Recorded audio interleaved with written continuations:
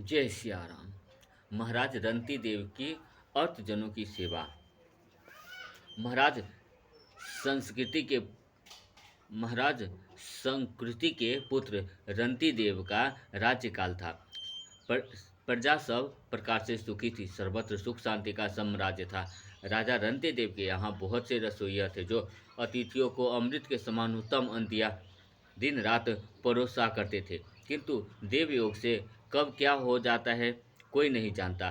समय ने पलटा खाया और अचानक देश में अनावृष्टि से अकाल पड़ गया।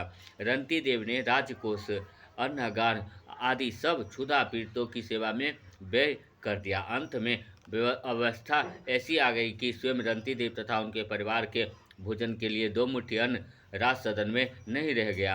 क्षत्रिय भिक्षा मांग नहीं सकता और मांगने पर देता भी कौन। सब वैसे ही अनभाव से पीड़ित थे। राजा ने स्त्री पुत्र को साथ लेकर चुपचाप राज सदन छोड़ दिया। जनहीन मार्ग से वह निकल पड़े। वन के कंद मूल पत्ते अथवा बिना मांगे कोई कुछ दे दे तो उसे उदर ज्वाला शांत करते थे।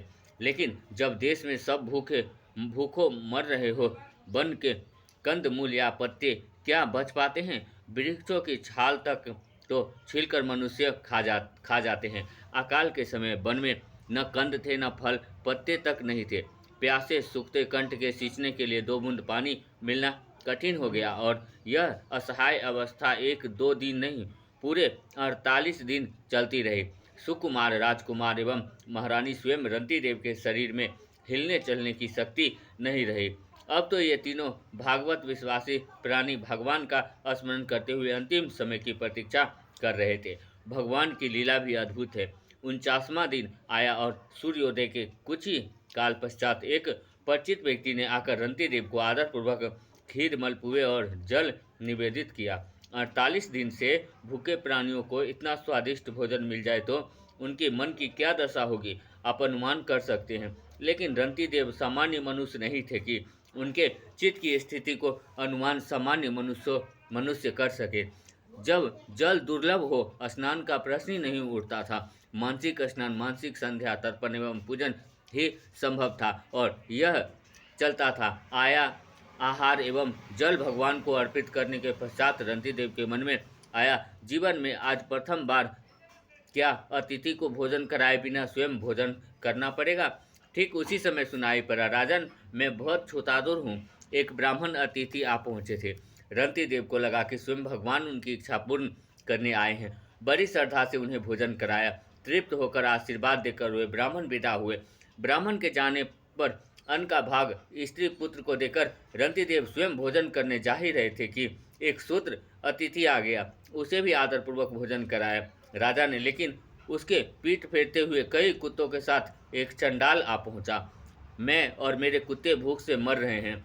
जो भी अन्न बचा था बड़े सम्मान से रंती देव ने उस चंडाल तथा उसके कुत्तों को खिला दिया। वे सब भी तृप्त होकर विदा हुए। लेकिन अब बचा था थोड़ा सा जल और उसको पीकर ही प्राण रक्षा संभव थी। राजा उसे पीने ही जा रहे थे कि एक स्वपंच की बड़ी कतार पुकार कानों में पड़ी। मैं प्यास से मर रहा हूँ, मुझ अशुभ मनुष्यों को कृपा करके 2 चुल्लू जल दीजिए। महाराज रंती देव के प्राण भी कंठस्थ ही थे, किंतु अपना कष्ट उनके ध्यान में नहीं आया।